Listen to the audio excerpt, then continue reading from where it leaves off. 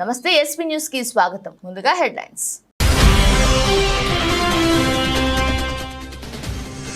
ఘనంగా deputy CM Bhatti Vikramarka పుట్టినరోజు వేడుకలు. ప్రగతి భవన్ కి వెళ్లి శుభాకాంక్షలు తెలిపిన మల్లేపల్లి కాంగ్రెస్ పార్టీ ప్రజాప్రతినిధులు, నాయకులు.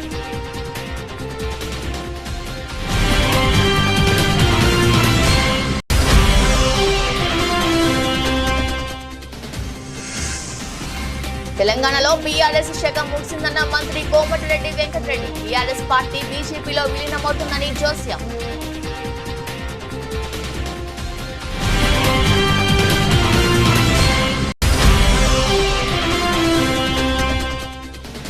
హాలియా ఫేమస్ బేకరీలో దారుణం. కుళ్ళిన ఫ్రూట్స్ తో జ్యూస్ తయారు చేస్తున్న నిర్వాహకులు. యజమాని వైఖరిపై కస్టమర్ల ఆగ్రహం.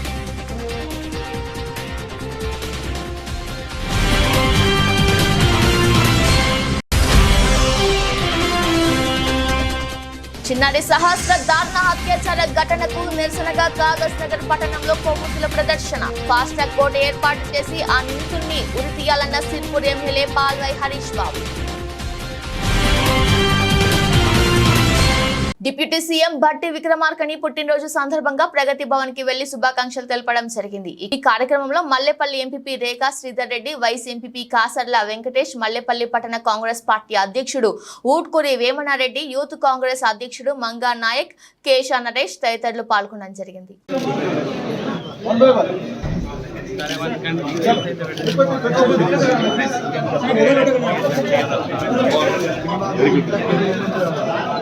బీఆర్ఎస్ పార్టీ త్వరలో బీజేపీలో విలీనం కాబోతుందని మంత్రి కోమటిరెడ్డి వెంకటరెడ్డి ఆసక్తికర వ్యాఖ్యలు చేశారు. తెలంగాణలో బీఆర్ఎస్ పార్టీ పని అయిపోయిందన్నారు. ఆయన మీడియాతో మాట్లాడుతూ కేసీఆర్ ప్రగతి భవన్ ఫామ్ హౌస్ కి పరిమితం అయ్యారని ఎద్దేవా చేశారు.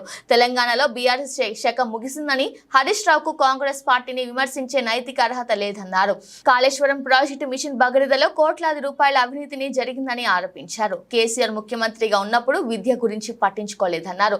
కూలిపోయిన కాళేశ్వరం ప్రాజెక్టుని గాలికి వదిలేశారని విమర్శించారు. కేసీఆర్ దక్షిణ తెలంగాణను చిన్నచూపు చూశారన్నారు. అందుకే సార్వత్రిక ఎన్నికల్లో బీఆర్ఎస్ ఒక్క సీటు గెలుచుకోలేకపోయిందన్నారు. ఇచ్చిన మాట ప్రకారం తాము ఆగస్టు 15 నాటికి 2 లక్షల రుణమాఫీ చేస్తామని పేర్కొన్నారు. ఎన్నటి లేని విధంగా ఒక రిటైర్డ్ హైకోర్టు న్యాయమూర్తి, ప్రధాన న్యాయమూర్తి మొన్నటి వరకు క్యాట్ చైర్మన్గా ఢిల్లీలో మొన్న 6 నెలల వరకు క్యాట్ చైర్మన్ అంటే సెంట్రల్ అడ్మినిస్ట్రేషన్ ట్రిబ్యునల్ అంటే ఐఏఎస్ ఆఫీసర్లకు బాస్. ఆయన ఆ ట్రిబ్యునల్ చైర్మన్గా, పాట్నా హైకోర్టు ప్రధాన న్యాయమూర్తిగా, 20 ఏళ్ళ హైకోర్టు జడ్జిగా ఆంధ్రప్రదేశ్లో ఎల్ నరసింహారెడ్డి అంటే నిజాయితీకి మారు పేరు. అలాంటి న్యాయమూర్తి లేడని చెప్పి దేశంలో ప్రతి ఒక్కరికి కూడా తెలుసు. అలాంటి న్యాయమూర్తిని యాదాద్రి అలాగే ఛత్తీస్గఢ్కి వెళ్ళి కరెంటును విపరీతమైన ధర కొనుక్కొని కమిషన్ల పేరు మీద 1000 కోట్లు సంపాదించిందని చెప్పి 2వ అసెంబ్లీ సెషన్లో నేనే ఆ రోజు దాని మీద లేవట్టిన. నాకు అప్పటి పవర్ మినిస్టర్ జగదీష్ రెడ్డి మధ్యలో అరగంట సేపు కొట్లాట అయింది. నేను చెప్పిన 30,000 కోట్ల యాదాద్రి థర్మల్ ప్లాంటు కాంట్రాక్ట్ బిహెచ్ఈలు నామినేషన్ ఎట్టించినావు, అందులో 10,000 కోట్లు నువ్వు తిన్నావు అని చెప్పి జగదీష్ రెడ్డి గారిని, ఈ ప్రభుత్వాన్ని నేను ఆ రోజు అసెంబ్లీలో రికార్డు పరంగా గట్టిగా వాగ్దానం ఆధారాలతో చూపిస్తే మా ముఖ్యమంత్రి గారు రూమ్లో ఉన్నవారు బయటకు వచ్చి, ఎమ్మెల్యే నువ్వు మా అన్న చెప్పింది, వెంకటరెడ్డి గారు చెప్పింది కరెక్టు, ప్లస్ నువ్వు దమ్ముంటే విచారణ చేసుకో అని చెప్పి, ఇప్పుడు నీ ఎమ్మెల్యే అప్పుడు ఆ పనికిరాని మంత్రి జగదీష్ రెడ్డి గారు నీ దమ్ముంటే వేసుకో ఎంక్వైరీ, నీ దమ్ముంటే వేసుకో అని చెప్పి అంటే దమ్మే ఉంది. 30,000 కోట్ల వరకు నామినేషన్ ఇచ్చి మీరు లంచాలు తిన్న మాట వాస్తవం, వెంకటరెడ్డి గారు చెప్పింది కరెక్టే, అందుకే నేను దానికి జ్యుడిషియల్ ఎంక్వైరీ చేస్తున్నా అని చెప్పి ఒక నిజాయితీ కలిగిన ప్రధాన న్యాయమూర్తిగా పనిచేసిన వ్యక్తి, దేశంలోనే క్యాట్ చైర్మన్ అంటే పెద్ద పదవి, మొన్ననే రిటైర్ అయిన 6 నెలల కింద. అలాంటి వ్యక్తిని అయితే ఇవాళ కేసీఆర్ గారు ఆయన 30,000 కోట్లు పోయి 45,000 కోట్లు పెరిగింది. అలా 10-15,000 కోట్ల అవినీతి జరిగింది. సబ్ కాంట్రాక్టులన్నీ టీఆర్ఎస్ అప్పుడు మినిస్టర్గా పవర్ మినిస్టర్గా ఉన్న జగదీష్ రెడ్డి వాళ్ళ ఎమ్మెల్యేలు ఒక్కొక్కరు 500 కోట్లు సంపాదించిన దాని మీద నేను ఆధారాలు సహా అసెంబ్లీలో చూపించిన తర్వాతనే ముఖ్యమంత్రి గారు ఇంటర్ఫియర్ అయ్యి కరెక్ట్ మా మినిస్టర్ గారు చెప్పింది దాని మీద నువ్వు వేసుకో అంటున్నావు కదా, వేస్తున్న కమిషన్ అని వేసిండు. అయితే ఇవాళ జూన్ 30 లోపల సమాధానం ఇస్తానని చెప్పి ఇవాళ కమిషన్ మీద నమ్మకం లేదు, కమిషన్కు లేదు, నేను రానే రాను, కమిషన్ అసలు నాకు రద్దు చేయాలి అంటే ఇక్కడ పోతుంది ప్రజాస్వామ్యం. ఒక ప్రధాన న్యాయమూర్తిగా పనిచేసిన వ్యక్తి, నిజాయితీ మారుమేరుగా మచ్చలేని వ్యక్తి, ఆయన జడ్జిమెంట్ దేశంలోనే చారిత్రాత్మకమైన జడ్జిమెంట్ నరసింహారెడ్డి విచారణ కమిషన్ రద్దు చేయాలంట. అంటే మీరు ఎన్ని తిన్నా కానీ వదిలిపెట్టమని అంటారు. గొర్రెల్లో ఇప్పుడు 700 కోట్లు గొర్రెల్లో తింటే సెంట్రల్ గవర్నమెంట్ ఇప్పుడు ఈడీ స్కామ్ ఈడీ ఎంక్వైరీ నడుస్తుందా లేదా? కవిత ఆ రోజు 1100 కోట్లు ఇవాళ ఢిల్లీ ప్రభుత్వానికి కేజ్రీవాల్ కుమ్మకైతే ఇవాళ కేజ్రీవాల్ కవిత ఢిల్లీలో జైల్లో ఉందా లేదా? ఫోన్ ట్యాపింగ్ చేసిన ప్రభాకర్ పోయి అమెరికాలో దాచుకుంటే మొన్న నేను ఆధారాలతో సహా చూపించిన హరీష్ రావు పోయి ఆడ కలిసి వచ్చి నువ్వు సత్యనారాయణ రాకరా ఆయన ఇండియాకు, నువ్వు వస్తే మేమందరం జైలుకే పోవాలన్నాడు. ఆ ఫోన్ ట్యాపింగ్ అందరూ ఉన్నాయి, నాయి కూడా ప్రతి ఒక్క ట్యాపింగ్ ఉన్నది. అలా బిజినెస్ మెన్లది, హీరోలది, హీరోయిన్లది, వ్యాపారస్తులు ఏమైనా మాట్లాడుకుంటే ట్యాప్ చేసి మీరు 500 కోట్ల భూమి కొన్నావు కదా, నువ్వు ఇది ఫోన్ ట్యాప్ చేసినా 100 కోట్లు అది తీసుకుపోవాలి, వాళ్ళ ఫ్యామిలీకి అప్పచెప్పాలి. ఆ ట్యాపులన్నీ కూడా ధ్వంసం చేస్తే ఇలా 3 నెలలు అయిపోయి 4 నెలలు 6 నెలలు అయింది. ప్రభాకర్ అటే పోయిండు. మనని ఈకే 527 బయటకు పోయి ఫ్లైట్లో పోయినట్టు వచ్చేటప్పుడు పోయా మద్రాసు వచ్చినాడు, ఆధారాలు చూపించిన కదా, తెల్లారి అమరవూరు స్థూపం అన్నాడు. మళ్ళీ మాట్లాడినా అక్కడెక్కడ ఏ ఊర్లో కలిసిండు, అమెరికాలో ఏది పోయినో. మన 10 రోజులన్నా 2 సార్లు పోయినా నేను అమెరికాకు.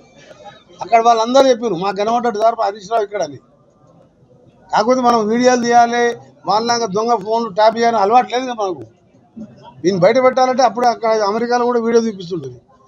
కానీ ఏది ఉన్నా సరే కేసీఆర్ అనే వ్యక్తి 10 ఏళ్ళు ఇష్టం ఉన్నట్టు చేసి ఒక ఇల్లు కట్టకుండా, ఒక ఉద్యోగం ఇవ్వకుండా, అందరినీ కొంపలు ముంచి లక్షల కోట్లు సంపాదించి 10 ఏళ్ళ అధికారం ఉన్నోడు ఎక్కడైనా పార్లమెంట్ సీటు జరిగితే 7 సీట్లలో డిబైట్ పోతుందా? 27 ఏళ్ల కింద లల్లు ప్రసాద్ జైల్లోకి పోతే వాళ్ళ భార్య 9 ఏళ్ళు ముఖ్యమంత్రిగా రాష్ట్రాన్ని నడిపించింది. అంటే ఒక కుటుంబము తెగబడి దోసుకుంటే ఎట్లా జరుగుతుందో 10 ఏళ్ళల్లో ఇక మళ్ళీ కేసీఆర్ అనేది లేకుండా పార్టీ టీఆర్ఎస్ అనేది లేదు. నేను ఎప్పుడూ చెప్పిన పార్లమెంట్ అసెంబ్లీ ఇచ్చినప్పుడు పార్లమెంట్ ప్రచారంలో చెప్పిన 4వ తారీఖు తర్వాత బీఆర్ఎస్ పార్టీ ఉండదు. ఇవాళ ఢిల్లీలో దీన్ని ఖండించమని చెప్పాలి. సంతోష్, వినోద్ కుమారు, సంతోష్ రావు, ఇంకొక ఆయన నమస్తే తెలంగాణ ఎండిసి ఉంటే రాజ్యసభ ఎంపీ ఆయన కేసీఆర్ ఒప్పించి మా పార్టీని బీజేపీలో కల్పిస్తామని చర్చలు నడుస్తున్నాయా లేదా? నాకు ఆధారాలతో సహా తెలుసు వారు ఎవరెవరితో మాట్లాడుతూ నేను సంగతి. ఎందుకంటే ఆ ఉన్న 36 మంది ఎమ్మెల్యేలు కాంగ్రెస్ పార్టీకి పోతారు. ఇక లాభం లేదు, మన పార్టీ బతకదు, అందరం జైల్లోకి పోతాం. ఫోన్ ట్యాపింగ్లో ప్రభాకర్ రావు ఎప్పుడు వచ్చినా కానీ దాని మీద అందరూ పండితురావు, భుజంగరావు ఇప్పటికే అన్నీ చెప్పాను. మా ప్రభాకర్ రావు మా ముఖ్యమంత్రి చెప్పినట్టు చేసినామని. ఫోన్ ట్యాపింగ్ చేస్తే 7 ఏళ్ళు బెయిల్ రాదు. అందుకని ఆయన అక్కడ దాచిపెట్టిండు. ఇక్కడ విచారణ కమిషన్ వేసి జైల్లోకి పోతానని తెలుసు. 10-15 వేల కోట్ల తిన్నట్టు లెక్కలు. నేను ఎమ్మెల్యే ఉన్నా, ఎంపీగా ఉన్నా అన్ని లెక్కలు తీస్తాను నేను. అది బయట పెట్టాం మేము. అందుకని ఇవాళ విచారణ కమిషన్ రద్దు చేయమని అంటే అందరు నవ్వుతుండ్రు. ఎందుకు దోసుకొని తినాలి, ఎందుకు విచారణ భయపడాలి?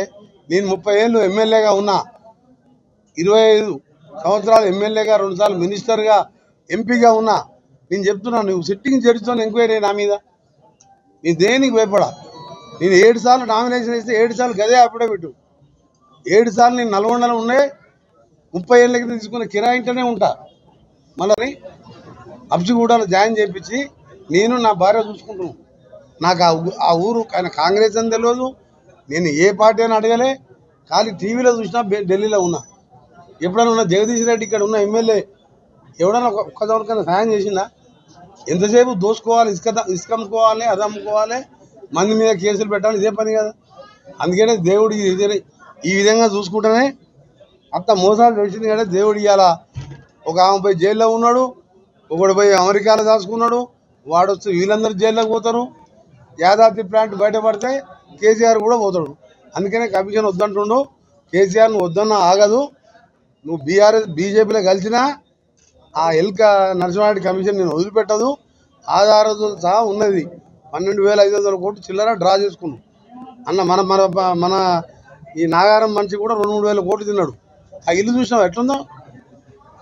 2 సార్లు ఎమ్మెల్యే ఉంటే గట్లుంటాయి ఇల్లు. మరి 6 సార్లు గెలిస్తే నాకు కిరాయికి ఎట్లున్నా నల్గొండలు నేను కట్టుకోవాలంటే అసలు నీళ్ళు 10 కడుతుంటుంది.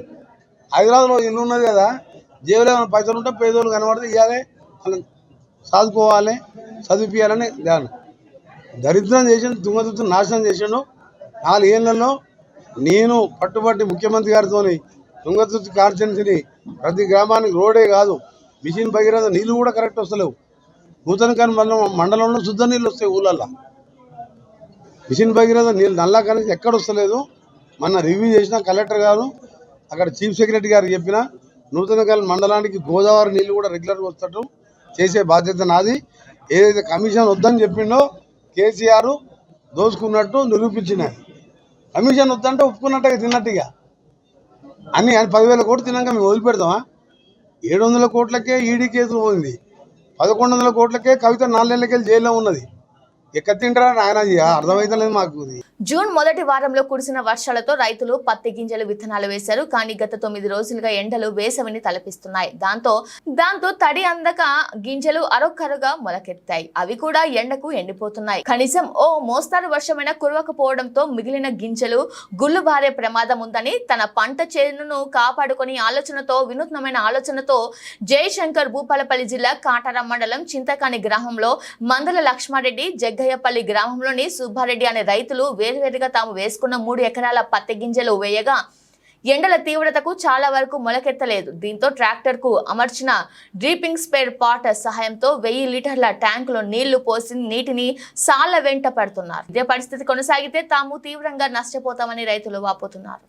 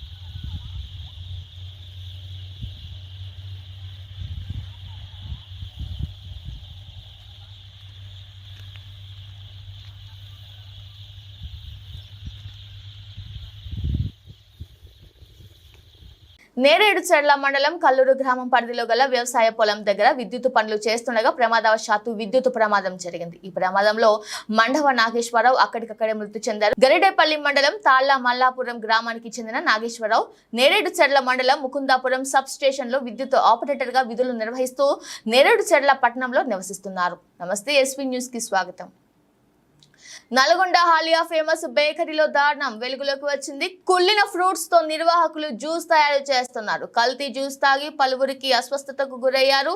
యజమాని వైఖరిపై కస్టమర్ల ఆగ్రహం వ్యక్తం చేస్తున్నారు. నిలదీసిన కస్టమర్లతో నిర్వాహకులు దురుసుగా ప్రవర్తిస్తున్నారు. బేకరీ నిర్వాహకంపై ఫుడ్ సేఫ్టీ అధికారులకు బాధితులు ఫిర్యాదు చేశారు.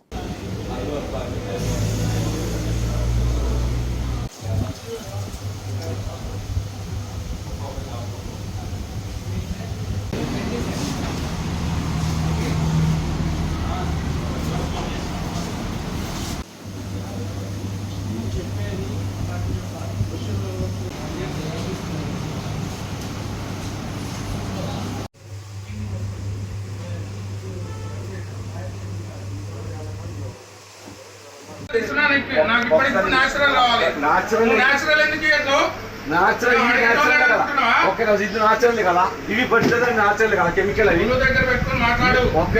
న్యాచురల్ లేవా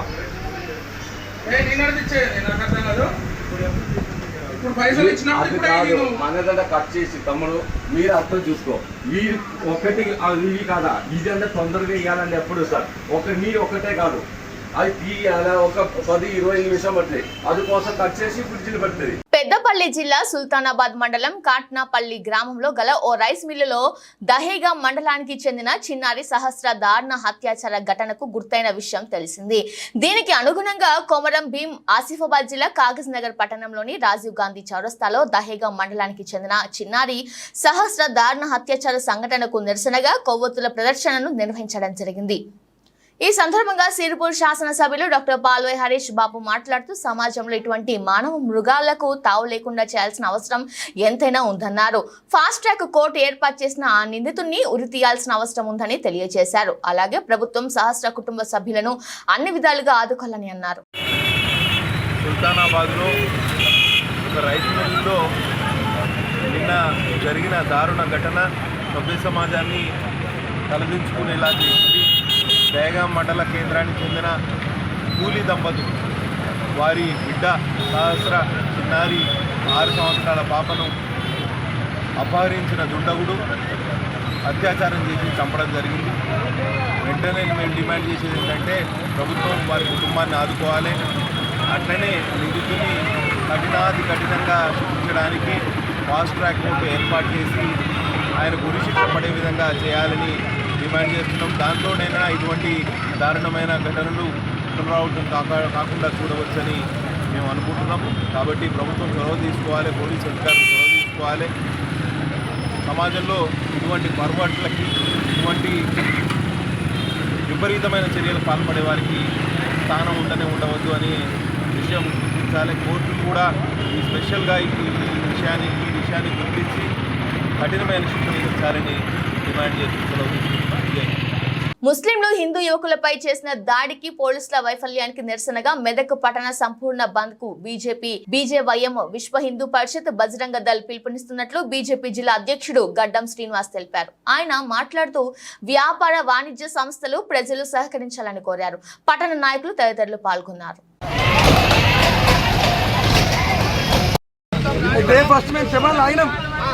అయినప్పుడు ఒక బండి వచ్చింది, అందులో ఆవులు ఉన్నాయి. ఇవి ఎక్కడికి రాని అడిగినాం. వాడు ఒకటి వచ్చి కొట్టిండు. అది ఆపినందుకే కొట్టిరు. మనలో 15 మంది ఉండే. వాడు ఒక నెత్తి మీద కొట్టిండు, ఒకటి కొడుకుని పోయిండు. కత్తులు ప్రతి ఒక్క దగ్గర కత్తులు ఉన్నాయి. మేము కట్టెలు పట్టుకున్నాం. ఇప్పుడు ప్రతి ఒక్క పోలీసు వాడు వచ్చి గుంజేస్తుండు. ప్రతి ఒక్క నన్ను కూడా కొట్టిర్రు. వాడు పొడిచి అయితే మనం ఊకునేది. ఏ ఒక్క గోమాతను కూడా రోడ్డు మీద నుంచి దాటనియదు. ఇదే మా డిమాండ్. గోమాతను కట్ చేయొద్దు.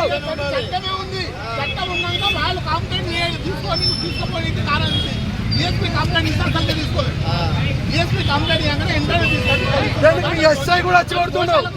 కొట్టాలకే కాదు కూడా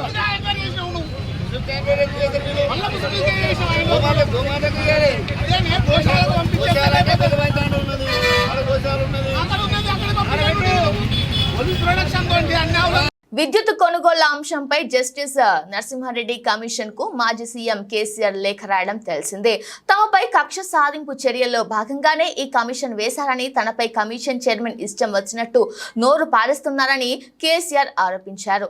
10 ఏళ్లు ముఖ్యమంత్రిగా చేసిన తనకు ఆ వ్యాఖ్యలు బాధ కలిగించాయని తెలిపారు. కాగా కేసీఆర్ లేఖపై కేంద్ర సహాయ మంత్రి బండి సంజయ్ స్పందించారు. అసలు ఆ కమిషన్ ఏర్పాటే తప్పు అనుకుంటే కోర్టుకు వెళ్లొచ్చు కదా అని అన్నారు. కమిషన్ చైర్మన్ వైదొలగాలని బెదిరించడం ధిక్కారం కిందకే వస్తుందని తెలిపారు. జస్టిస్ నరసింహారెడ్డి కమిషన్ చట్టబద్ధంగా ఏర్పాటైందని, అటువంటి కమిషన్ ను తప్పుపట్టడం కేసీఆర్ కు సరికాదని హితవు పలికారు. తెలంగాణ ఉద్యమ వేళ జస్టిస్ నరసింహారెడ్డి ధైర్య సాహసాలను, నిబద్ధతను కొనియాడిన కేసీఆర్ ఇవాళ ఆయననే తప్పుపడుతున్నారని బండి సంజయ్ విమర్శించారు. కోర్టు పరిధిలో ఉన్న ఫోన్ ట్యాపింగ్ వ్యవహారంలో ఇష్టం వచ్చినట్టు మాట్లాడి న్యాయస్థానంతో చివాట్లు తిన్న కేసీఆర్ తన తప్పులు, అవినీతి, అక్రమాలను కప్పిపుచ్చుకునేందుకు ఎంతకైనా తెగిస్తాననేది ధ్వజమెత్తారు. ప్రభుత్వాన్ని ప్రశ్నిస్తే కేసులు పెడుతున్నారని బీఆర్ఎస్ నేత మన్నే క్రిషాంక్ ఆరోపించారు. ఈ విషయమై ఆయన మాట్లాడుతూ ఆర్టీసీ టికెట్స్ పెంపుపై ప్రశ్నిస్తే కేసులు పెడతామని భయపెడుతున్నారని, కాంగ్రెస్ ప్రభుత్వం కేసుల ప్రభుత్వంగా మారిందన్నారు. బీఆర్ఎస్ ప్రభుత్వం ప్రభుత్వంలో టెండర్ల ప్రక్రియ ఓపెన్ గా జరిగిందని గుర్తు చేశారు. కాంగ్రెస్ ప్రభుత్వం చేస్తున్న అవినీతిపై మేం మాట్లాడితే ఫోన్ ట్యాపింగ్, విద్యుత్ కొనుగోలు, కాళేశ్వరం అంటూ టాపిక్ డైవర్ట్ చేస్తున్నారని విమర్శించారు. మొన్న ఇటీవల న్యూస్ పేపర్స్ ప్రధాన పత్రికల్లో ఆర్టీసీ యొక్క టికెట్ గురించి వస్తే దీని గురించి మీరు ఎవరన్నా రాస్తే సోషల్ మీడియాలో పెడితే కేసులు వేస్తామని. మరి ఇది కాంగ్రెస్ ప్రభుత్వమా, కేసుల ప్రభుత్వమా? వాళ్ళ కాంగ్రెస్ నాయకుడే ట్వీట్ చేసిండు ఈ టికెట్ని. ఇది ఆర్టీసీ సంస్థ కింద ఉన్న ట్వీట్. ఇది కాంగ్రెస్ నాయకుడే అడిగిండు. నల్గొండ నుంచి హైదరాబాదుకు ఒకటే ఒక టోల్ గేట్ వచ్చింది, మరి దానికోసం 10 రూపాయల టికెట్ ఎందుకు? 2 టికెట్లు పెట్టిండు ఆయన. కేవలం నెల తేడాలోనే 10 రూపాయలు ఎందుకు పెరిగింది? ఇటు సైడ్ టికెట్ 170 రూపాయలు అయితే ఇటు సైడ్ టికెట్ 180 రూపాయలు. ఇది పెట్టింది మేం కాదు. ఆయన ఫోటో ఓపెన్ చేస్తే ఇగోండి, ఇది ఆయన ఫోటో, పెట్టిన వ్యక్తి ఫోటో. వారే అడుగుతున్నారు ఆర్టీసీ టికెట్ ధర ఇంత పెరిగింది కదా అంటే దీనికి సమాధానం చెప్పక కేసేస్తాం మీ మీద ఇది అడిగితే. ఆర్టీసీ లోగో గురించి కేసేస్తాం అంటారు, ఇంకేదన్నా అంటే కేసు అంటారు. సమాధానం చెప్పండి. మీరు కేసు అంటే అనుమానం వస్తుంది, అందులో లోపటేదో ఉన్నది కావచ్చు అని, గోప్యంగా ఎందుకు ఉంచుతున్నారు అని వివరణ ఇవ్వండి. ఈ యొక్క కాంట్రాక్టుకి సంబంధించి ఎన్ని సంస్థలు వచ్చినాయి, ఎన్ని కోట్ల రూపాయల మొత్తం వ్యాపారం ఇది? ఎందుకంటే ఇందులో 30 లక్షలని ఇస్తారు, ఇక్కడనేమో ప్రతిరోజు 50 లక్షలని వస్తుంది స్టేట్మెంటు ప్రయాణికులు. ఎందుకంటే ఇప్పుడు 30 లక్షలు అన్నా కూడా ఒక యావరేజ్ అయితే రేపు 40 లక్షలు కావచ్చు, ఒకరోజు పండుగ రోజు ఇంకెక్కువ కావచ్చు. ప్రతి ఒక్క టికెట్ పేరు మీద అక్కడ మరి కమిషన్ వస్తున్నప్పుడు మంత్రి గారికి ఎంత ముడుతుందో అందుకే ఇంత గోప్యంగా ఉంచిర్రా.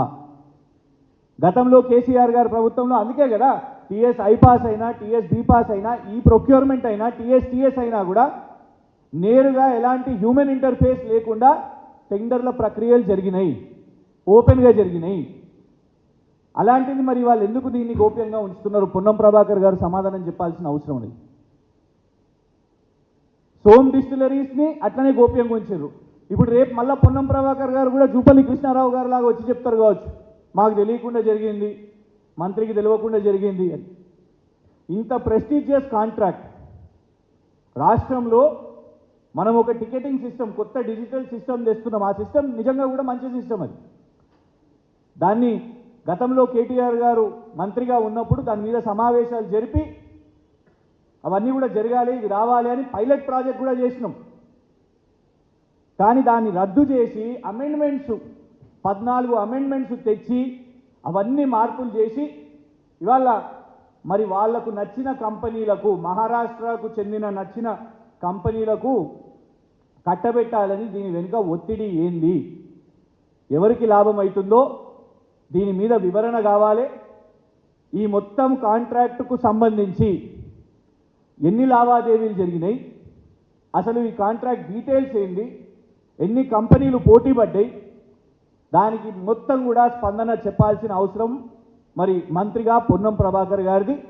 ఆల్రెడీ వారి మీద ఆరోపణలు వస్తున్నాయి. ఇప్పటి వరకు కూడా మీరు చూడండి, ఇవి ప్రశ్నలు అడుగుతుంటే గ్యారంటీస్ అంటే కేసీఆర్ గారి మీద ఫోన్ ట్యాపింగ్ అంటారు. మళ్ళా గ్యారంటీస్ ఏమైనాయ్యా, 2500 రూపాయలు మహిళలకు ఏమైంది అనగానే మేడిగడ్డ అంటారు. రైతు బంధు, రైతు భరోసా ఏమైంది, రుణమాఫీ ఏమైంది అని అంటే కేసీఆర్ గారు విద్యుత్తు అని అంటారు. ఇట్లా డైవర్ట్ చేస్తున్నారు. మరి పోనీ మీ లిక్కర్ దాంట్లో, మీరు చేసిన నకిలీ బీర్ దాంట్లో విచారణ చేపడతారా అంటే లేదు. ఇసుక దందా అవుతుంది, ఇసుక వాహనాలు, లారీలు సీజ్ అయినవి కూడా మాయమవుతున్నాయి పోలీస్ స్టేషన్ల నుంచి అంటే దాని గురించి విచారణ ఉండదు. బియ్యం విషయం మీద వాటి మీద విచారణ ఉండదు. ఇప్పుడు దీని మీద విచారణ ఉంటుందా? ఇది ఆల్రెడీ ఇన్ ఇంప్లిమెంటేషన్. ఈ కాంట్రాక్టు ముడుపులు అందినాయని చాలా స్పష్టంగా అర్థమవుతున్నది. దీని వెనుక ఎవరున్నారో విచారణ చేపట్టాల్సిన అవసరం ఉన్నది. మరి మారుమూల గ్రామీణ ప్రాంతం నుండి అత్యుత్తమమైన ఇండియన్ ఏవియేషన్ లో అంచెలంచెలుగా పదోన్నతులు పొందుతూ జూన్ 15న హైదరాబాద్ లో ఏషియన్ మార్షల్ కమిషన్ బిఆర్ చౌదరి ద్వారా ప్రత్యేకమైన వింగ్స్ పొందినట్లుగా అరవింద్ చౌహాన్ తెలిపారు. తన ఉన్నత స్థానానికి ఉపాధ్యాయుల బోధన, తల్లిదండ్రుల ప్రోత్సాహం సాధించాలనే సంకల్పం తనను ముందుకు నడిపించిందని తెలిపారు. దేవరకొండ నియోజకవర్గంలోని మారుమూల గ్రామం నుండి సబ్ లెఫ్టినెంట్ అలాగే ప్రస్తుతం పైలట్ గా కొనసాగుతున్నారని తెలిపారు. రాష్ట్రపతి చేతుల మీదుగా అవార్డును అందుకుని ప్రత్యేక పైలట్ గా కొనసాగుతుండడం సంతోషంగా ఉందని తెలిపారు. దేవరకొండ మండలంలోని సీతారాం తాండాకు చెందిన కొర్ర ఆనంద్ కుమార్ బుజ్జీల కుమారుడు కొర్ర అరవింద్ చౌహాన్ 6, 7, 8 తరగతులను SPR పాఠశాలలో విద్యను అభ్యసించారని, ఇక 9వ తరగతి 2012 సంవత్సరంలో సైనిక్ స్కూల్ పరీక్ష రాయిగా కోరుకొండ విజయనగరంలో తనకు సీటు వచ్చిందని 9 నుండి ఇంటర్ వరకు సైనిక్ స్కూల్లో విద్యను అభ్యసించి అనంతరం UPS యూనియన్ పబ్లిక్ సర్వీస్ నిర్వహించేటటువంటి NDA నేషనల్ డిఫెన్స్ అకాడమీ అర్హత పరీక్ష రాసి ఆల్ ఇండియాలో 175 ర్యాంక్ సాధించానని తెలిపారు. SSB సర్వీస్ సెలెక్షన్స్ బోర్డులో సెలెక్ట్ అయినట్లుగా తెలిపారు. ఇక తదనంతరం ఇంటర్వ్యూతో పాటు మెడికల్ పూర్తి చేసుకున్న తర్వాత ఆయన నేషనల్ డిఫెన్స్ అకాడమీ పూణే అకాడమీలో జాయింట్ మిలిటరీ అడ్మిషన్ వచ్చినట్లుగా తెలిపారు. నేను lieutenant Arvind Chauhan, officer in Indian Navy. నేను ఇప్పుడు ప్రజెంట్గా ఇండియన్ నేవీలో సర్వ్ చేస్తున్నా యాజ్ ఏ పైలట్. నేను ఈ పొజిషన్ రావడానికి నా ఎడ్యుకేషన్ క్వాలిఫికేషన్స్, నేను ఏవైతే చేసినా నా education journey how it started. నేను నా స్కూల్ ఎడ్యుకేషన్ SPR స్కూల్ దేవరకొండలో 7th, 8th క్లాస్ చదివి దాని తర్వాత సైనిక్ స్కూల్ ఎంట్రన్స్ ఎగ్జామినేషన్ రాశాను. That is in the year of 2012. ఆ ఎగ్జామ్ రాసి దాంట్లో క్వాలిఫై సైనిక్ స్కూల్ కోరుకొండ విజయనగరం ఆంధ్రప్రదేశ్లో నేను అడ్మిషన్గా జాయిన్గా తీసాను. ఆఫ్టర్ 9th క్లాస్ నుంచి 12th క్లాస్ వరకు సైనిక్ స్కూల్ కోరుకొండలో చదువుతూ ఒక్కసారి ఆ సైనిక్ స్కూల్ కోరుకొండ నుంచి పాస్అవుట్ అయిన తర్వాత నేను UPSC NDA ఎగ్జామినేషన్ నేను అపియర్ అయినా. ఆ NDA ఎగ్జామినేషన్ మన UPSC కండక్ట్ చేస్తుంది, that is union public service commission. ఆ ఎగ్జామ్ క్లియర్ అయిన తర్వాత మేము we have been clear to call for SSB, that is service selection board. ఆ ఇంటర్వ్యూ అనేది అపియర్ అయినా, that is interview for 5 days. దాంట్లో క్లియర్ అయిన తర్వాత ఐ అపియర్డ్ ఫర్ మెడికల్స్. ఆ అంత ఫిల్టర్ ప్రాసెస్ అయిపోయిన తర్వాత have been adjusted as all India rank of 175. దాని తర్వాత నాకు నేషనల్ డిఫెన్స్ అకాడమీ పూణే కడక్వాసలో నాకు అడ్మిషన్ వచ్చింది. అక్కడ 3 years నేను జాయింట్ మిలిటరీ సర్వీసెస్ ట్రైనింగ్ చేస్తూ 2021లో నేషనల్ డిఫెన్స్ అకాడమీ నుంచి పాస్అవుట్ అయ్యాను. ఆ 2021 తర్వాత నేను ఇండియన్ నేవల్ అకాడమీ కేరళ ఎజిమలాలో అక్కడ జాయిన్ అయిన తర్వాత 2021 May 25th రోజు నేను ప్రెసిడెంట్ ఆఫ్ ఇండియా నుంచి ఇండియన్ నేవల్ ఆఫీసర్గా నేను కమిషన్ అయ్యాను. 2021 నుంచి 2023 వరకు నేను ఇండియన్ నేవీ సర్వ్ చేస్తూ ఒక special branch of Indian navy, that is aviation అంటే ఎవరైతే మిలిటరీ పైలట్స్ అవుతారో ఆ బ్రాంచ్కి చూస్ చేసుకుంటారు. అలా చేస్తూ గత 1 yearగా నేను ఇండియన్ ఎయిర్ ఫోర్స్తో కంటిన్యూస్ జాయింట్ ట్రైనింగ్ చేస్తూ ఎయిర్ ఫోర్స్ అకాడమీ డుండిగల్లో గత 1 yearగా నేను ట్రైనింగ్ చేశాను. ఆ ట్రైనింగ్ అయిన తర్వాత దట్ ఈస్ నిన్న జూన్ 15th రోజు నేను air chief marshal BR Chaudhari ద్వారా నేను ఒక పైలట్గా ఇండియన్ నేవీలో కమిషన్ అయినా. ఆ పైలట్ గుర్తించనిక BR Chaudhari air chief marshal అతను నాకు ఒక వింగ్స్గా ఇది ఇవ్వడం జరిగింది. సో ఈ స్టానికి నేను చేసిన నా education qualifications so I have told you. And ఈ పొజిషన్కి రానిక నాకు హెల్ప్ చేసిన నా ఫ్యామిలీ మెంబర్స్, మా mother and my family members and my teachers. So వాళ్ళ సపోర్ట్ వల్ల నేను ఈ పొజిషన్స్కి రావడానికి సక్సెస్ఫుల్గా వాళ్ళకి నేను చాలా రుణపడి ఉంటాను. పొజిషన్కి రావడానికి నేను చేసిన కష్టం అది నాకు తెలుసు. ఇది చాలా హార్డ్ వర్క్ అండ్ ఈ పొజిషన్ రావడానిక నేను చాలా కష్టపడ్డా. అండ్ ఇప్పుడు నా suggestion to the whole society and the people for the younger generation ఏంటంటే, ఇప్పుడు నేను ఈ పొజిషన్ రాగలిగినంటే మీరు కూడా రావచ్చు. అండ్ మీకు రావాలంటే మీకు ఒక ఎక్స్పోజర్ కావాలి. సో నేను బీయింగ్ ఇంత లోకల్ కమ్యూనిటీలో ఉంటూ ఆ పొజిషన్కి వెళ్ళానంటే మీరు కూడా రావచ్చు. సో మీకు ఆ ఎక్స్పోజర్ లేదు అండ్ అవగాహన లేకపోవడంతో చాలామంది పేరెంట్స్ నీట్, డాక్టర్స్ ఇలాంటి పొజిషన్స్కి ఇలా సపోర్ట్ చేయడం జరుగుతుంది. సో నా మెయిన్ ఎయిమ్ సో అందరికీ ఈ సజెషన్ అందరికీ స్ప్రెడ్ చేస్తూ ఆల్ ఓవర్ దేవరకొండ స్ప్రెడ్ చేస్తూ. సో మై మెయిన్ ఎయిమ్ ఇప్పుడు Devarakonda and tomorrow Nalgonda and after tomorrow it's Telangana. So ఎలా అయితే మన సౌత్ అందరూ ఈ ఆర్మీ, నేవీ, ఎయిర్ ఫోర్స్కి ఎలా అయితే జాయిన్ అవ్వగలుగుతారో, so my main aim is to మన అందరు maximum people should join arm forces. ఎలా అయితే నార్త్ సర్వ్ చేస్తున్నారో మన ఇండియన్ మన మదర్ ల్యాండ్కి సౌత్ యాజ్ అ సౌత్ మనం కూడా అలానే సర్వ్ చేయాలి. So that will be the immense pleasure for every children of a family to serve to Mother India wearing this uniform. So I would like to suggest all the younger generation, please, you can also become, and if you want to become, please, you work for that, and if you can work for that, you can very well become for that. And thank you. Jai Hind. Bulletin ముగించే ముందు headlines మరోసారి. ఘనంగా deputy CM Bhatti Vikramarka పుట్టినరోజు వేడుకలు. ప్రగతి భవన్ కి వెళ్లి శుభాకాంక్షలు తెలిపిన మల్లేపల్లి కాంగ్రెస్ పార్టీ ప్రజాప్రతినిధులు, నాయకులు.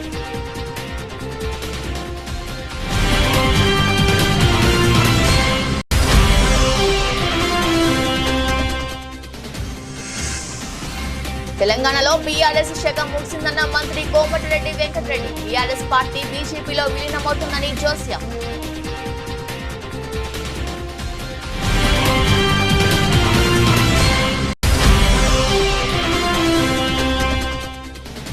హాలియా ఫేమస్ బేకరీలో దారుణం. కుళ్ళిన ఫ్రూట్స్ తో జ్యూస్ తయారు చేస్తున్న నిర్వాహకులు.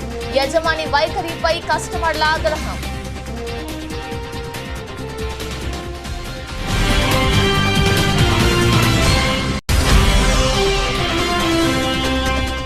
చిన్నారి సహస్ర దారుణ అత్యాచార ఘటనకు నిరసనగా కాగజ్ నగర్ పట్టణంలో కొవ్వొత్తుల ప్రదర్శన. ఫాస్ట్ ట్రాక్ కోర్టు ఏర్పాటు చేసి ఆ నిందితుడిని ఉరి తీయాలన్న Sirpur MLA Palvai Harish Babu. The vault bulletin మరో బులెటిన్లో మళ్ళీ కలుద్దాం. అంతవరకు చూస్తూనే ఉండండి. నమస్కారం.